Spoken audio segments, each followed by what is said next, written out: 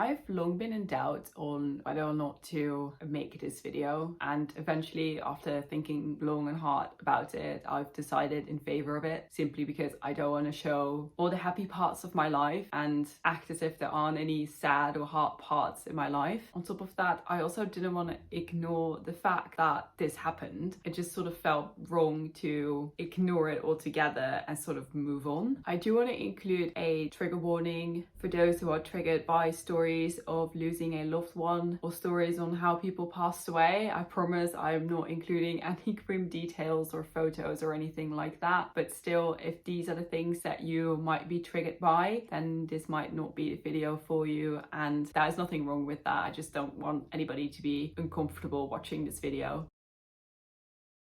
If you have watched more of my videos, you might have noticed that there was a small gap in my uploads over summer. It was a break that I did not intend on taking. So the last video I uploaded before the gap was my 1 year after uni video, where I looked back on my first year as a graduate essentially, or a non-student, and my parents were part of that video as well, as they are part of my life and they are part of my life outside of uni. When I filmed it, when I uploaded it, when I was editing it, and when it went live on my channel, it went live on the 12th, there was nothing weird going on with my dad at all. 2 days later, my dad passed away suddenly and unexpectedly. I'll give you a bit of background on my dad. During my master's degree at Oxford in late December 2020, my family and we found out that my dad was suffering from acute myeloid leukemia, which turned New Year's Eve in a very interesting and sad experience. My dad was 76 years old when he was diagnosed,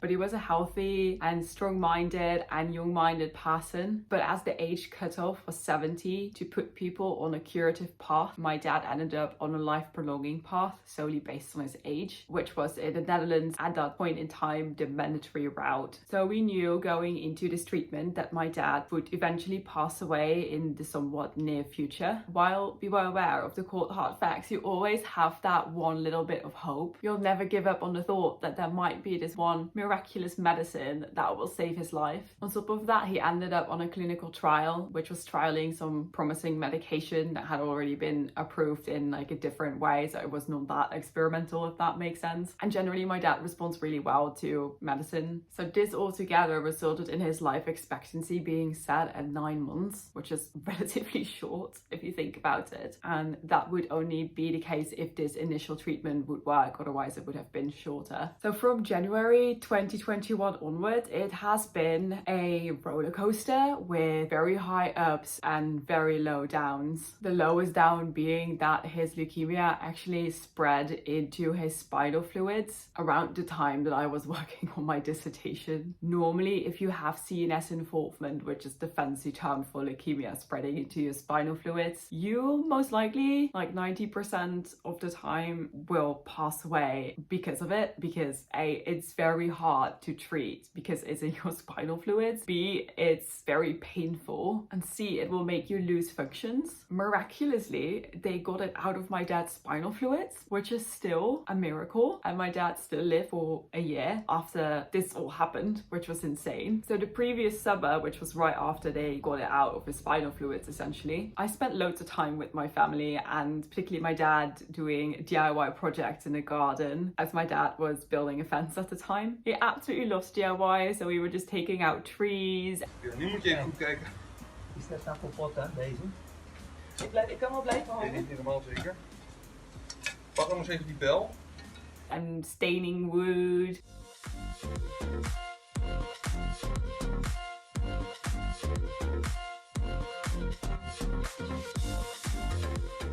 I also remember brushing it off in one of my videos that I was picking up my dad from the hospital before heading into a garden center to buy more like garden DIY stuff. Welcome to Monday from my parents' car. I spent this morning going with my dad to the hospital where he had an appointment. From there, did some work on my laptop, didn't really do much interesting. My dad is also working on a DIY project, so we're heading out to a DIY store in the Netherlands. We're gonna buy some wood, I think. Might just look at it and buy it later.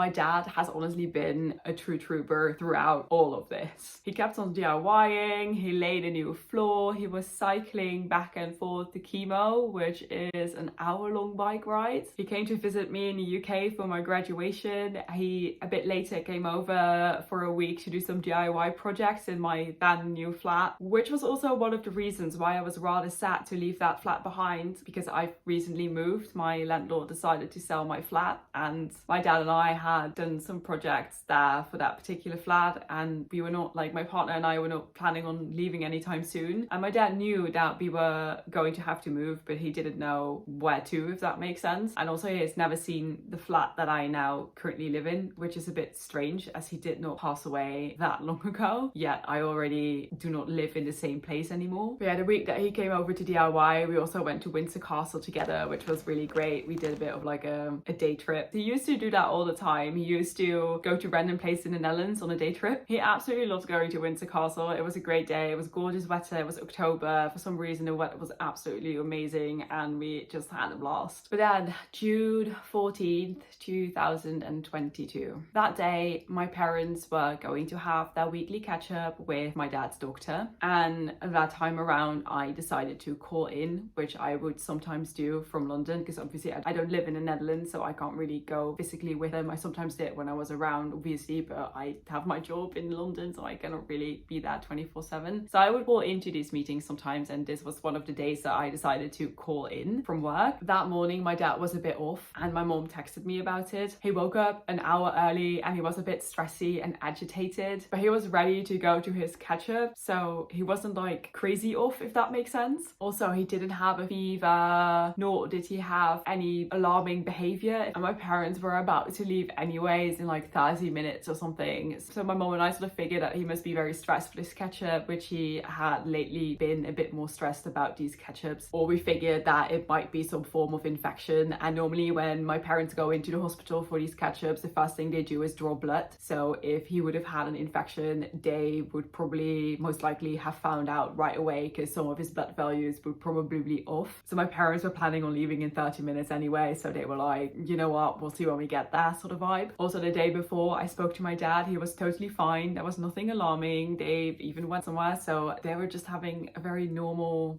day. So about 30 minutes before they were about to leave, he yelled for my mom, and my mom walked down the stairs because he was getting ready upstairs, and my dad collapsed in front of her in the hallway. So she called 112, which is the emergency number in the Netherlands, and she brought him over in the recovery position, and the ambulance came. In all fairness, this was the third time that there was an ambulance called to our house to take my dad to the hospital. So when my mom told me via WhatsApp, I was not really panicking. I literally thought, here we go again. Obviously I was worried about my dad, but this was going to be what, like infection number 170 something? He has powered through all of them before, so this was not anything different from anything that had happened prior, not apart from him obviously collapsing in the hallway, but him being taken to the hospital out of nowhere is not a new experience for us at this point. My mom also mentioned to me that the ambulance personnel thought that it was something neurological, so essentially they brought him to another hospital than where he was treated for his leukemia, which turned out to be the hospital that I was born in. So I was still at work. My mom was getting ready to drive to the hospital herself so that she eventually would also have a way to get back after the end of the day, essentially. And I ended up calling my dad's hospital to cancel his catch-up appointment because he was brought to a different hospital, and hospitals in the Netherlands not really communicate that well. So I was calling his normal hospital to cancel his appointment and to let them know that he was being taken to a different hospital, essentially. Then my mom called me, and I was at work, so I walked into a meeting room again, and she called me because the doctor came in, and the doctor essentially explained to us that my dad had suffered a stroke and that he was not going to make it. She explained that he most likely had between 6 hours and 3 days left of life. So I dropped everything to make my way to Amsterdam as quickly as I could. I grabbed my passport at home. I had like 10 minutes to pack because my flight was booked very tightly with my time to get to the airport. My company that I worked for actually booked my ticket and everything, and they did that even though they knew I was leaving the company, so kudos to them for that. My partner managed to get a ticket on that same flight, and he traveled with me to the airport, and we were on a DLR to get to City, and one stop before getting to the airport, my mom told me that my dad had passed away. The positive thing about that is that he fortunately did not suffer for a very long time, and there would have been absolutely no way for me to make it in time. Even if I would have taken, for whatever reason, my passport to work, there was no way for me to make it in time, and I much rather have him not suffer for a long time than miss out on me by like 10 minutes while he was powering through enormous amounts of pain. So I'm actually not too sad about the fact that I didn't make it in time. So after I got to the Netherlands, I obviously went to the hospital, and from that night onwards my life turned into funeral planning mode. It's been probably the most non-stop planning I have ever done in my life, even more so than for my wedding. It was absolutely crazy. Even though my dad was 78 years old when he passed away, he still had so many friends and people surrounding him. He was a very social person, so there was more people wanting to come to his funeral than would fit in the actual building, and it was the largest building. That's saying something. But we all pulled it off in the end. We got everything sorted. Honestly, I could not have hoped for the funeral to go any better than it did. It was absolutely perfect. Honestly, it was amazing. Besides the things that we organized ourselves, we were also incredibly lucky with the funeral organizer that we had. They did an amazing job as well on things that we sort of, you know, couldn't arrange for, if that makes sense. I don't know, it's just the way it works in the Netherlands. Also, my dad had written down loads about his funeral in terms of what he wanted and what he didn't want. That's not something he did while he was ill. It's actually something he has always done his entire life, and I must say that it really helped us enormously, and I would highly recommend doing it yourself as well. I'm planning on writing some stuff down and just emailing it to my mom and my partner, like just in case, because it's so helpful to have somebody's sort of last wishes written down so that you can execute them. It's just so much better than having to figure out yourself, like, oh, what would this person would have wanted to, what wouldn't he have wanted to, etc, etc. But then,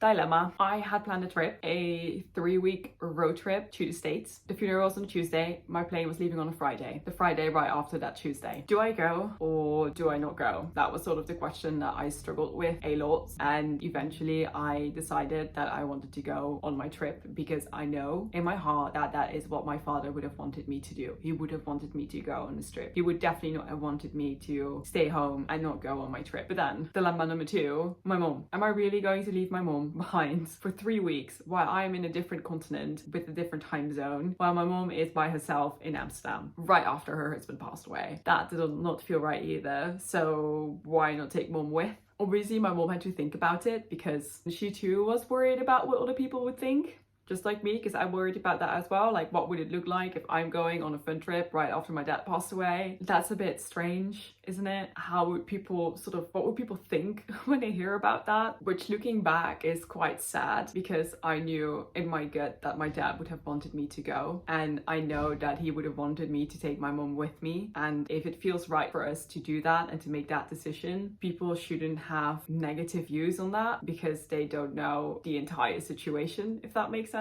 But at the time we were rather worried about it. In the end, we both decided to go. Mom went with me on my trip, and you might have seen that in some of my videos. And it turned out to be a great opportunity to be together in a different environment, to have time to talk, but also to process things that happened in the past, and to cry while also just having loads of fun. It was a weird combination. It was definitely a strange trip, I'm not gonna lie, but I think in hindsight it was probably a really good decision that we made to actually go on this trip together. At the moment, I'm still doing relatively well with the fact that I've lost my dad. I think realistically that I also dealt with it as soon as we found out the diagnosis, because that brought definitely some realness into my dad's lifespan. I also did an awful lot of reading because I had unlimited access to the Oxford database. I was still studying there, so I know way too much stuff about acute myeloid leukemia at this point. I also wanted to know every single test result that they had, whether it was a routine test or whether it was a new test. I went through every single one of his results. Yes, I was that person, but it definitely gave me peace of mind that the decisions that the doctors were making were the right ones. And also because some decisions might seem strange or adverse even, and if you have more understanding, it's more logical in a way. And it helped me a lot to make sure that I knew that my dad was getting the best treatment possible in the Netherlands at that particular time. so that I sort of knew what was going on, but also that I knew that he was being cared for properly. I know, I'm still very happy that I dove into it that deeply, but maybe that's not for everyone, but I was very happy that I did. Obviously, I don't know what me dealing with the loss of my dad looks like 3 months from now, but I guess we'll see. I've never lost someone so close to me. I've lost my grandparents, but that was very different circumstances than my dad, so it feels very different. Also, obviously my parent is closer to me than a grandparent. I'm still not done with dealing with all the formalities that come with the passing of a loved one, and we probably won't be until the 2020 youth tax year has passed, which is crazy to think about. But people often forget that after someone's funeral, you still have to deal with all the paperwork that comes with the loss of a loved one. It's not something that's over in a second, and you still get confronted with all of those formalities throughout the year, and we just have to sort of work our way through them and deal with them. So in short, my dad passed away in the hospital where I was born because of a stroke, which might be or might not be an indirect consequence of his leukemia. Essentially, he did not pass away because of direct consequences of the life-threatening illness that he had, which is still a very strange concept to me, as we sort of all expected to come to the point where the treatment wouldn't work anymore, and then you enter palliative care and you still have like 3 months-ish, so you sort of have a warning, and we didn't have that, and all of that made it very unexpected for my family, for his doctors, his friends, and for myself. I'm not really sure how to end this video, in all fairness.